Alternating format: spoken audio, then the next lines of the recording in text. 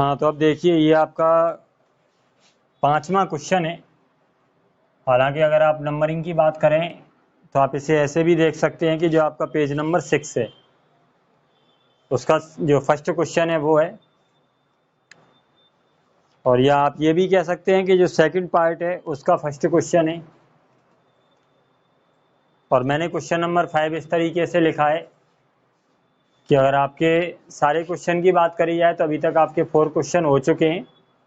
तो इस तरीके से अगर आप देख रहे हैं तो आपका ये क्वेश्चन नंबर 5 है। कैसे भी मान लें क्वेश्चन आपका लिखा ही है। हाँ, पहले आप क्वेश्चन को समझिए, क्वेश्चन आपसे क्या पूछ रहा है। क्वेश्चन में आपके लिए 2 क्वेश्चन वर्ड हैं कि हु और व्हाट, यानी हु इन किसके ऊपर, किस पर, या व्हाट इन किस पर, यानी किस व्यक्ति या किस वस्तु पर। डिड लेंचो हैव मतलब रखना, और ये अगर पास्ट में जाएगा डिड के साथ तो रखता था। फेथ का मतलब भरोसा, विश्वास, यानी लेंचो किसके ऊपर विश्वास रखता था। बहुत सिंपल क्वेश्चन है। अगर आपसे अगर इतना पूछा जाता है कि लेंचो का विश्वास किसके ऊपर था तो आप भी बड़ी आसानी से कह सकते हैं, क्योंकि आपने जो पूरी स्टोरी पढ़ी है उसमें आपको ये देखने को मिल रहा है कि जैसे ही लेंचो को परेशानी होती है तो वो कहता है कि कोई भी हमारी मदद करने वाला नहीं है सिवाय भगवान के। तो उसका अगर एकमात्र विश्वास किसी के ऊपर था, भरोसा किसी के ऊपर था, तो वो भगवान के ऊपर था।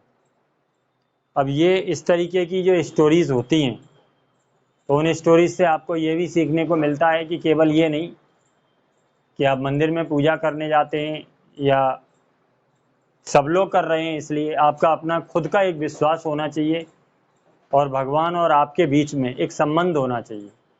तो इस तरीके की कहानियाँ हमें बताती हैं कि हाँ, जो एहसास भगवान नाम का जो एहसास हम करते हैं वो होता है और वो परम पिता होता है।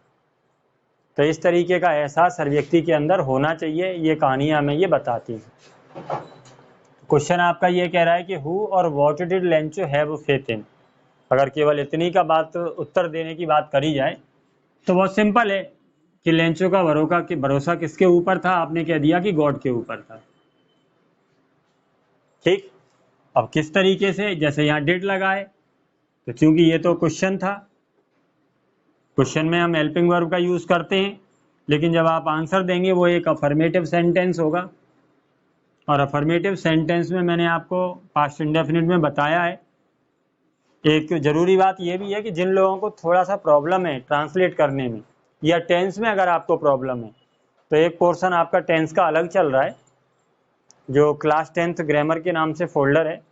हालांकि 1-2 दिन में उसका नाम जो जनरल ग्रामर करके है वो मैं चेंज कर दूंगा।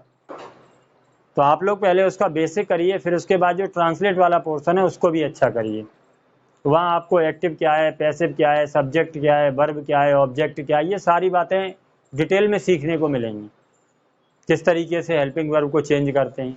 तो यहाँ देखिए जैसे ये पास्ट इंडेफिनिट है तो पास्ट इंडेफिनिट की अफर्मेटिव सेंटेंस में हम हेल्पिंग वर्ब का यूज नहीं करते। इसका मतलब मेन वर्ब की सेकंड फॉर्म लगाते हैं। मेन वर्ब आपके पास हैव है तो आपने हैव का सेकंड फॉर्म यूज किया हैड। जैसे क्वेश्चन आपका ये था कि हु और what did Lencho have faith in, यानी लेंचो किसके ऊपर भरोसा रखता था। तो आप यहाँ क्या कहेंगे कि लेंचो हैड, कि लेंचो रखता था, फेथ भरोसा किसके ऊपर, भगवान के ऊपर, यानी लेंचो का भगवान में भरोसा था।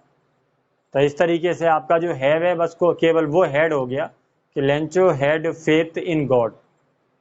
इसके बाद जो आपका सेकंड क्वेश्चन है कि व्हाट डिड ही डू, उसने क्या किया, कि केवल वो विश्वास रखता था या इस विश्वास के दम पर उसने कुछ किया। तो व्हाट डिड ही डू, उसने क्या किया। अब जिन लोगों ने स्टोरी को बहुत अच्छे से पढ़ा है मेरे ख्याल से उनकी समझ में आ गया होगा कि यहाँ क्या पूछा गया है। तो यहाँ सीधे सीधे ये पूछा गया है कि इस विश्वास के दम पर उसने क्या किया। तो आपको भी पता है कि उसका विश्वास इतना ज़्यादा था कि उसके दिमाग में सीधे सीधे एक प्लान आया कि क्यों ना मैं भगवान से डायरेक्ट पैसे मांगूं। और इसके लिए उसने क्या किया कि भगवान के लिए एक लेटर लिखा और इस विश्वास के साथ लिखा कि तुम्हें तो मेरी मदद करनी ही पड़ेगी, क्योंकि आप तो जगत पिता हैं, किसी के ऊपर भी अगर संकट आएगा तो आपको तो मदद करनी ही पड़ेगी। तो लेंचो का जो विश्वास था, उस विश्वास की दम पर उसने क्या किया कि उसने भगवान को एक पत्र लिखा, और वो पत्र में वो क्या लिखता है कि हे भगवान, मुझे 100 पैसों की आवश्यकता है, और उसने उद्देश्य भी बताया कि मैं 100 क्यों मांग रहा हूँ। तो उसने बताया कि इसमें से कुछ पैसा तो मैं इस फसल को दोबारा बोने के लिए मांग रहा हूँ, और कुछ पैसा जब तक ये फसल आएगी, जितना समय लगेगा इस फसल को आने में, उतने समय तक हमारे परिवार को जीवित रहने के लिए भी चाहिए। तो इन दोनों काम के लिए उसने भगवान से पैसा मांगा। क्लियर? अब यहां देखिए इसे किस तरीके से लिखना है। तो लेंचो ने इस भरोसे के दम पर क्या किया, यानी व्हाट डिड ही डू, उसने क्या किया। तो आप इसे इस तरीके से लिखेंगे। अभी यहां से यहां तक की जो बातें इन्हें छोड़ दीजिए। पहले आपने इस बात का आंसर दे दिया कि उसका किस पर विश्वास था। आपने कह दिया कि Lencho had faith in God. अब उसने इस विश्वास के दम पर क्या किया, तो इस विश्वास के दम पर उसने क्या किया कि ही रोट अ लेटर। पहले ठीक से समझ लीजिए कि आपको क्या लिखना है।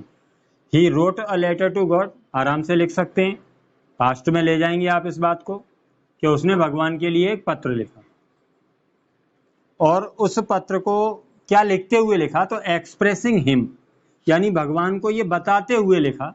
क्या बताते हुए? हिज नीड, जो उसकी आवश्यकता थी, अपनी आवश्यकता को भगवान को बताते हुए पत्र लिखा। और आवश्यकता काय की थी उसे? फॉर 100 पैसों। तो उसे 100 पैसों की आवश्यकता है, ये बात व्यक्त करते हुए उसने भगवान को पत्र लिखा। अब ये कोई ऐसी बात नहीं है कि आप इसे लिखने के लिए कुछ आपको लर्न नहीं करना पड़ेगा।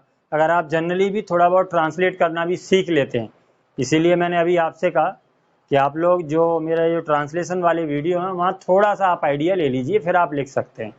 जैसे आपको ये कहना है कि उसने भगवान को एक पत्र लिखा, ये पास्ट की बात है, आप लिख देंगे कि he wrote a letter to God. अब उस पत्र में क्या बताते हुए उसने लिखा, तो एक्सप्रेसिंग हिम, यानी भगवान को बताते हुए उसने लिखा। ठीक, क्या बताते हुए उसने लिखा, तो उसने बताया कि मुझे 100 पैसों की आवश्यकता है, तो एक्सप्रेसिंग हिम हिज नीड। अब हिम मतलब उसको बताते हुए भगवान को, हिज नीड का मतलब क्या हो गया? अपनी आवश्यकता, यानी लेंचो की आवश्यकता। तो एक्सप्रेसिंग हिम हिज नीड, और उसकी नीड क्या थी, तो वो लिख देंगे फॉर 100 पैसों। तो 100 पैसों की जो उसकी आवश्यकता थी, उसको व्यक्त करते हुए उसने पत्र लिखा। ठीक, अब ये 100 पैसों की भी आवश्यकता उसे क्यों थी, तो वो भी क्लियर करिए। सो दैट, ताकि, उसने 100 पैसे मांगे ताकि, पहला काम उससे क्या करना था कि ही कुड शो, ये भी आप पास्ट में ले जाएंगे, ताकि वो बो सके हिज फील्ड, अपने खेत को, अगेन दोबारा, कि 100 पैसों की आवश्यकता। अब केवल यहाँ क्या करना है आपको? कैन का कोड करना है, ताकि वो अपने खेतों को दोबारा बो सके, क्योंकि बात पास्ट में चल रही है। तो so that he could show his field again, ताकि वो अपनी फसल को दोबारा बो सके। एंड लिव, और दूसरा काम उसने क्या बताया कि एंड लिव, और जी सके। लेकिन जीने के लिए भी उसने टाइम पीरियड कितना मांगा कि केवल इतने टाइम के मेरे खर्चे के लिए पैसे दे दीजिए कि अंटिल द क्रॉप भी हो गए, कि जब तक मेरी ये फसल है वो दोबारा बढ़ करके या पक करके खड़ी हो जाती है, तो उसने उतने टाइम तक जीवन यापन के लिए मुझे पैसा चाहिए। तो मेरे ख्याल से जो आपका क्वेश्चन था कि हु और what did Lencho have faith in, इतने के दम पर आपको क्या लिखना था कि लेंचो हैव का आपने हेड कर दिया कि Lencho had faith in God. इसके बाद व्हाट डिड ही डू, उसने क्या किया, तो आप सीधे सीधे कहेंगे कि he wrote a letter to God. उसका जो विश्वास था, उस विश्वास के दम पर उसने भगवान को एक पत्र लिखा, एक्सप्रेसिंग हिम, भगवान को ये बताते हुए लिखा क्या? हिज नीड, अपनी आवश्यकता। और काय की आवश्यकता थी? फॉर 100 पैसों, 100 पैसों की जो उसकी आवश्यकता थी वो बताते हुए। सो दैट, ताकि, पहला काम उसका क्या था कि he could so his field again, कि वो अपनी फसल को दोबारा बो सके। एंड लिव, और जी सके, until the crop grew again. अब यहाँ देखिए मैंने आपसे कहा कि जो चीज़ आप छोड़ दीजिए, तो ये इसलिए कहा क्योंकि ये जो बात है वो एक्स्ट्रा है। क्वेश्चन में हमसे ये पूछा गया था कि हु और what did Lencho have faith in, फिर उसने क्या किया, तो ये जो विश्वास था उसका, जिसके दम पर उसने किया, तो ये चीज़ हमारा भी विश्वास होता है, लेकिन ये विश्वास बनता कैसे है वो बताने के लिए आपको कुछ एक्स्ट्रा है कि ही हैड बीन इंस्ट्रक्टेड, क्योंकि उसको ये बतलाया गया। जैसा कि हम लोग जो बचपने से हमारी जो संस्कृति है, जिस संस्कृति में हम लोग बढ़ते हैं, तो हमें भी कोई नहीं बताता, लेकिन धीमे धीमे हमारा भी ये विश्वास, जैसे हम अपने जो बड़े हैं उनको देखते हैं, तो उस तरीके से हमारा भी ये विश्वास हो जाता है। यानी कुल मिलाकर के जो हमारी सोसाइटी है वो हमें बतलाती है। तो ये बात उसको भी बतलाई गई कि ही हैड बीन इंस्ट्रक्टेड, उसको ये बतलाया गया। अब यहाँ थोड़ा सा समझिए, जैसे ये लगा है कि ही हैड बीन इंस्ट्रक्टेड, तो हैड बीन क्या है आपका? अगर सामान्य अवस्था में आप देख रहे हैं तो आपको क्या लग सकता है कि ये पास्ट का परफेक्ट है, परफेक्ट कंटिन्यूअस, क्योंकि हेड आपकी परफेक्ट की हेल्पिंग वर्ब होती है और हैड बीन आपकी परफेक्ट कंटिन्यूअस की हेल्पिंग वर्ब होती है। तो सामान्य अवस्था में आपको देखने से लगेगा कि ये पास्ट का परफेक्ट कंटिन्यूअस है, लेकिन फिर जब आप ये देखेंगे कि इसके साथ वर्ब थर्ड लगी है, तब आपको समझना चाहिए कि अगर परफेक्ट कंटिन्यूअस होता तो परफेक्ट कंटिन्यूअस के साथ तो बिफोर यूज होती है, यानी मुख्य क्रिया में आईएनजी का उपयोग किया जाता है, लेकिन यहाँ थर्ड फॉर्म लगी है, और अगर थर्ड फॉर्म लगी है इसका मतलब क्या हो गया कि ये पैसिव वॉइस हो गया।